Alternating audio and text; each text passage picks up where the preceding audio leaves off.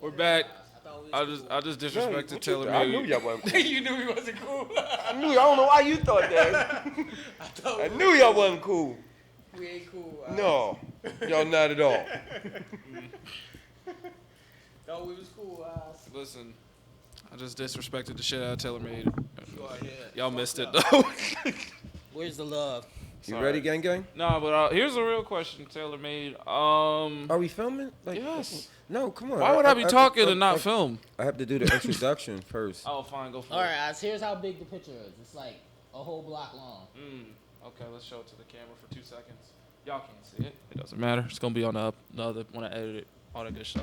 But yeah, the craziest thing I think is just how did you feel in the sense of like just being in that area and then seeing the amount of artwork? Because my thing about it has always been like I didn't know about Nipsey Hussle until Victory Lap, and I don't know. I thought it was really interesting in the sense of how he got the Grammy nod, because typically the Grammys don't give nods to albums like that from artists who aren't like super blowing up yet, right? Right. And so personally, I felt like it was a better album out of all the selections, and especially after the fact of him dying, it's like, oh, he really should have won that. And I get it. It was Cardi's year. Right. I got why she got it. But and then it's also cool to see the DJ Khaled thing, even though I don't necessarily think DJ Khaled's like the best ever. We the best. But like he's not. Wait a minute, yeah. But he still recognized the trajectory that Nipsey was going on. Trajectory.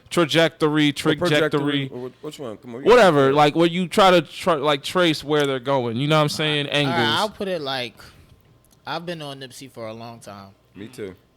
So and this is not my first trip to LA. So I've been listening to West Coast music since Doggy Style. So I've been on West Coast music. Mm-hmm. So with Nipsey, it was just a matter of time. That's all it was. People were just waiting. It was just a matter of time.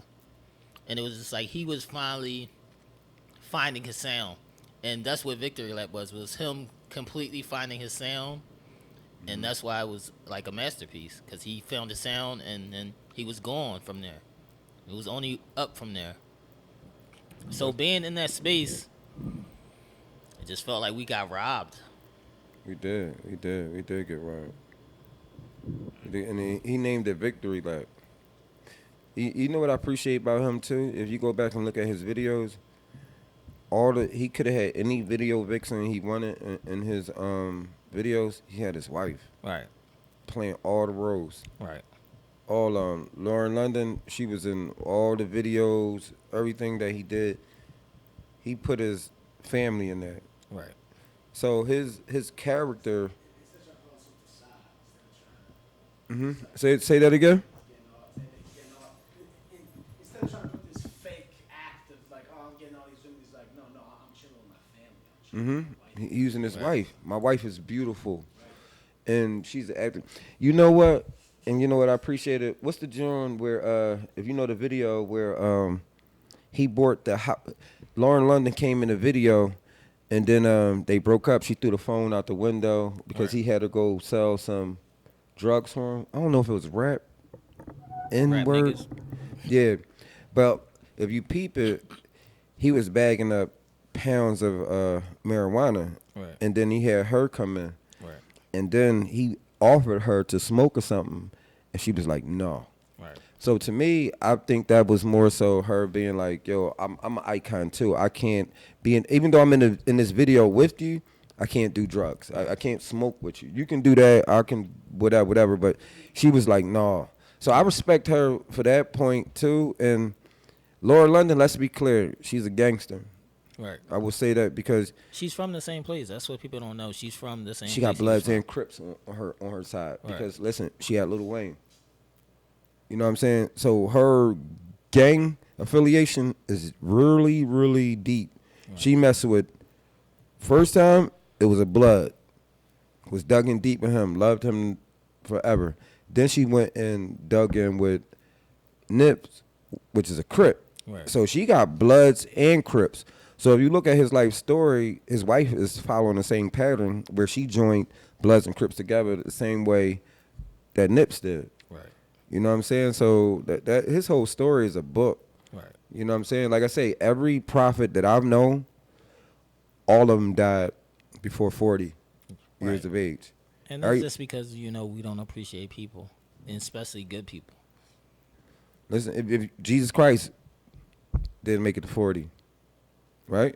Jimi Hendrix didn't make it to 40. Jim, okay. Let's go get the vinyl. Muhammad didn't make it to 40 either. Nobody makes it to 40 years old. When you are put here to impact the world, you don't go past. I don't know what's the magic term about. I'm past 40, so thank God, thank you, Lord. So you ain't a prophet then? Yeah. Huh? No, that means I'm not a prophet then if I made it past 40. So yeah, I know. No, but what are you saying? What are you saying? They got killed? That's not like Martin Luther King true. wasn't in places he shouldn't have been. He was right where he had to be, and at the same time, I think it's like he had to be in Texas. Out there saying all this stuff, you just chilling on the balcony. Well, So you he wasn't even chill. He was Who walking you think to will his shoot car. at a balcony and kill you? Did Kennedy die first, or did Kennedy dies. Did who? What Kennedy dies before after. I don't know. No, No, Kennedy no. dies before King. Right, Yeah, before. Right. yeah. So I'm running around. One got shot in the car. One got shot on the balcony. Two. I mean, at some point you gotta come outside. At Yeah. some point you gotta come outside. I don't want to stay in the house every day all day. Mm-hmm. I chill on the balcony all the time. You have Secret Services with you. But listen, When I was it's in not even LA, that. I was chilling on the balcony. This is the thing. Right. This is the thing, Jim. But like you changing the whole. So because he's doing that, he can't come outside though. Listen, when you got a purpose and it's like bigger than yourself, I think you die in the spaces where you was doing It's your called work. destiny.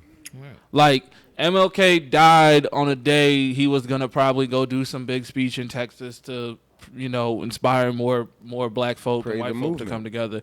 Nipsey Hussle dies in a spot where he was trying to make the point of you should be able to be successful and rebuild your hood and live there and harmony and stuff. No, I don't think. Well, that's where he was. Where most of his work was being done was where he died. Right. Facts. Right. Malcolm X shot giving a speech. JFK shot doing his thing. Driving down the street. Driving down the street because he was a Convertible. great driver. He's the president. Yeah, you get shot when you're doing your best work. Tupac Who told you shot that? What do after you mean? beating up some random ass boy. No, At a no. Mike Tyson Listen. fight. We're gonna turn this back to Nipsey Hussle, but get out of here with Tupac and Biggie Smalls. Listen, I still like the both. power is in the tongue. You can speak things into existence. I'm trying to see if you have a You question know what I'm for saying? this picture, Eyez. You're So- disrespectful. Biggie Smalls, right? His last album cover, right? It was life after death. You can't play with death. He took a picture in front of a hearse. Word. What did Tupac do? He took a picture on the cross. And I ain't mad at you. Word. Right. But also, so, I think one. Nas stopped it. He was Godson, but Biggie and Tupac was preaching death, I think more and so death came and got him. Pac than Big, but also I think it's because Biggie's a first lot of. album was called Ready to Die. I got you, bro. And But Life what After I Death. mean is Pac was very death focused because Pac was expecting to die, so like he was ready for that. But also I think a lot of his propheticness is kind of sometimes misconstrued because even songs like "I'm Not Mad at You" is partially inspired by the fact that like he had been shot, Right. so he's like, and then because he died by getting shot again. It's like oh yeah, but I mean I'm not gonna say he didn't not know. I think he did. MLK He knew he was gonna die. MLK knew he was gonna Machiavelli. die. I'm gonna say Tupac knew he was gonna die because he knew somebody was gonna kill him because he knew he was doing